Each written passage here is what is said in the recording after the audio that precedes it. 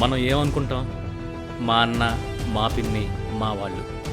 అరే వెర్రోడా, అందరి మనస్తత్వాలు అలా ఉండవు. ఇది అనుభవంతో చెప్తున్న మాట.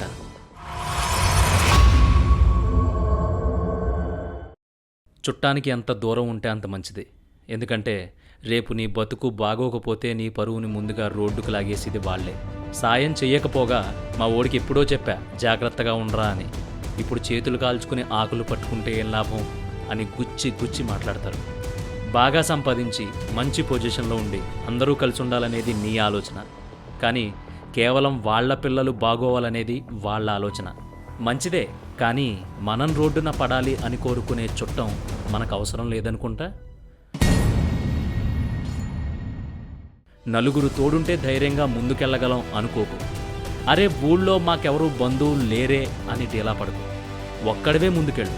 అమ్మా నాన్నలే మనకి నిజమైన బంధుమిత్రులు. అలా ముందుకెళ్ళినప్పుడే నీ గుండె మరింత రాటుదేలి ఎంతటి ఎదురు దెబ్బనైనా తట్టుకుంటుంది. ఎలాంటి బాధనైనా గుండెల్లో దాచుకుంటుంది. ఇక్కడ కావాల్సింది విజయం లేదా డబ్బు. ఈ రెండిట్లో ఏదో ఒకటి ఉంటేనే వాడు మావాడు అని నీ గురించి చెప్పుకుంటారు. లేదంటే వాడు ఎందుకు పనికిరాడు అని అందరి ముందు చెబుతుంటారు. వాళ్ళ నోట్లో పడి ఎందుకు పనికిరాని వాడిగా మారకు. నీకొచ్చిన పని చేసుకుని నీ కుటుంబంతో అమ్మా నాన్నల కష్టాల్లో ఇష్టాల్లో నువ్వు ఓ భాగమై కుటుంబం అంటే ఇదిరా అనిపించుకో. దూరంగా ఉన్నంతసేపే చుట్టాలు. రోజూ వెళ్ళి చేరావో వాళ్లే నీకు శత్రువులు. వేరే భ్రమల్లో పడి ఇంటిని అశ్రద్ధ చేయకు.